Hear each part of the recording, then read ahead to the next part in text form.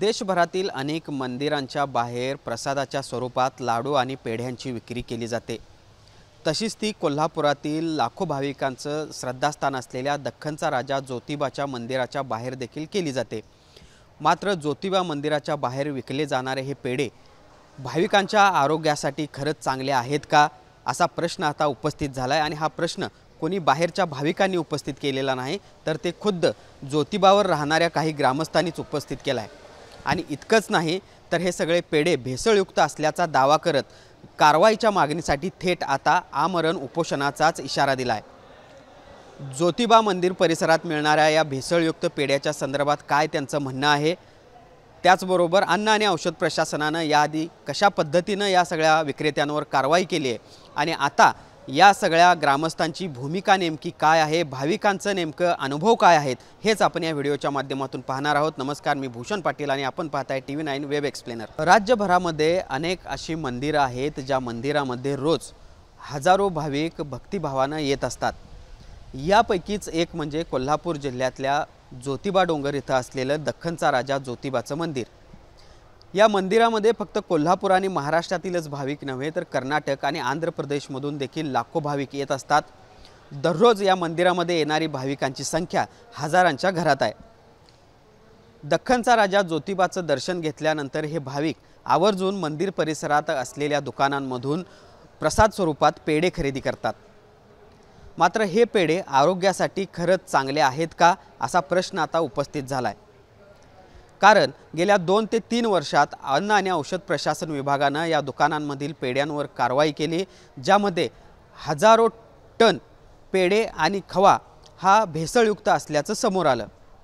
हे प्रकरण इतक्यावर थांबलेलं नाही, तर काही पेढ्यांमध्ये ब्लेडसारखी धारदार शस्त्र देखील मिळून आलेली आहेत आणि त्यामुळं ही पेढे किती भाविकांसाठी धोकादायक आहे हे वारंवार समोर आलेलंच आहे। मात्र आता या सगळ्या भेसळयुक्त पेढ्याचा दावा केला जात असतानाच याच्या विरोधात आता भाविकच नाही, तर स्वतः ज्योतिबा मंदिर परिसरातील किंवा ज्योतिबावर राहणारे काही लोकप्रतिनिधी देखील समोर आलेले आहेत।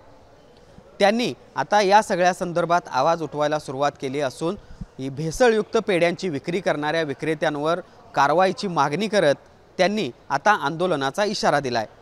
जर 15 दिवसात या भेसळयुक्त पेढे विक्री करणाऱ्या विक्रेत्यांवर कारवाई झाली नाही, तर आमरण उपोषणाचा इशाराच माजी ग्रामपंचायत सदस्य सुनील नवाळे यांनी आज पत्रकार परिषद घेऊन दिला। या पत्रकार परिषदेमध्ये नवाळे यांनी थेट कशा पद्धतीनं ही सगळी भेसळ केली जाते याचे पुरावेच दिले। जे पेढे त्या ठिकाणी विक्री केले जात आहेत त्या पेढ्याच्या पॅकिंगवर कोणतंही मार्किंग नाही किंवा ते कधी बनवले गेले आहेत याचा उल्लेख देखील केला गेले नसल्याचं त्यांनी या सगळ्या पत्रकार परिषदेमध्ये निदर्शनाला आणून दिलं। त्यामुळं ही बाब अजूनच गंभीर बनली। इतकंच नाही, तर नवाळे यांनी या सगळ्या प्रकरणामध्ये अन्न आणि औषध प्रशासनाच्या अधिकाऱ्यांवर देखील आरोप केलेत।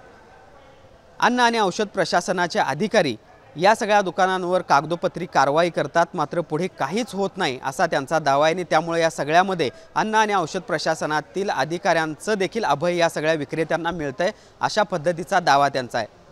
नवाळे हे गेल्या 3 ते 4 वर्षापासून या सगळ्या प्रकरणाचा पाठपुरावा करतायत। हे जी काही भेसळयुक्त पेढे किंवा जे काही साहित्य विक्री केले जाते त्याच्या विरोधात ते लढतायत आणि वारंवार या सगळ्या संदर्भात तक्रार करूनही अपेक्षित कारवाई होत नसल्यामुळे आता त्यांनी थेट आमरण उपोषणाचाच इशारा दिलेला आहे। फक्त ज्योतिबावर राहणारे हे भाविक ज्योतिबावर राहणारे हे ग्रामस्थच नव्हे किंवा ग्रामपंचायत सदस्य नवाळेच नव्हे, तर आजच्या या सगळ्या पत्रकार परिषदेला काही भाविक देखील उपस्थित होते, ज्यांनी त्यांना आलेले अनुभव देखील कथन केले, जे गंभीर आहेत आणि भयानक देखील आहेत। काही भाविकांनी त्या ठिकाणी प्रतिक्रिया देखील दिल्या आणि आपलं मत देखील सांगितलं। काही दिवसापूर्वीच या सगळ्या भाविकांनी मंदिर परिसरातून पेढे आणि अन्य साहित्य खरेदी केले होतं, जे पेढे खाल्ल्यानंतर त्या भाविकांच्या घरातील लहान मुलांना घशाचे आणि अन्य त्रास सुरू झाले। या सगळ्या प्रकरणामध्ये विक्रेत्यांची बाजू जाणून घेण्याचा प्रयत्न केला असता हे सगळं आरोप खोटे असल्याचा दावा या सगळ्या विक्रेत्यांनी केला आहे। जर खरंच अशा पद्धतीनं हे पेढे आरोग्याला धोकादायक असते, तर याआधी कोणाला तरी त्या पद्धतीचा त्रास झाला असता नाही त्याची तक्रार आमच्यापर्यंत किंवा पोलिसांपर्यंत किंवा अन्न औषध प्रशासन विभागापर्यंत गेली असती।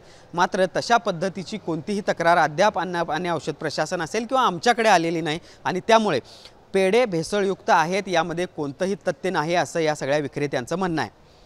मात्र एकूणच हे प्रकरण आता जर बघितलं तर ज्या पद्धतीचे पुरावे नवाळे यांनी आजच्या पत्रकार परिषदेमध्ये सादर केले, ज्या पद्धतीचे पेढे या सगळ्या पत्रकार परिषदेमध्ये दाखवले, त्यानंतर भाविकांनी देखील जे आपले अनुभव कथन केले ते अगदीच गंभीर आहेत असं म्हणावं लागेल। त्यामुळं आता अन्न आणि औषध प्रशासन असेल किंवा जिल्हा प्रशासन असेल, आता तरी किमान या सगळ्याकडे गांभीर्यानं बघणार का हा एक मोठा प्रश्न आहे। दुसऱ्या बाजूला नवाळे यांनी आज 15 दिवसाचा अल्टिमेटमच या सगळ्या जिल्हा प्रशासनाला दिलेला आहे। जर या सगळ्यावर कारवाई झाली नाही तर आपण आमरण उपोषण ज्योतिबा मंदिराच्या परिसरामध्ये करणार असल्याचं देखील त्यांनी म्हटले। आणि त्यामुळं किमान आता तरी अन्न आणि औषध प्रशासन असेल, जिल्हा प्रशासन असेल किंवा इतर संबंधित ज्या काही यंत्रणा असतील त्या या सगळ्याची दखल घेणार का, आणि जर खरंच त्या ठिकाणी भेसळयुक्त पेढ्यांची विक्री होत असेल तर त्यावर आळा बसवणार का, हेच आता पाहावं लागणार आहे। जर्नलिस्ट सुनील काटकरसह भूषण पाटील, TV9 मराठी, कोल्हापूर।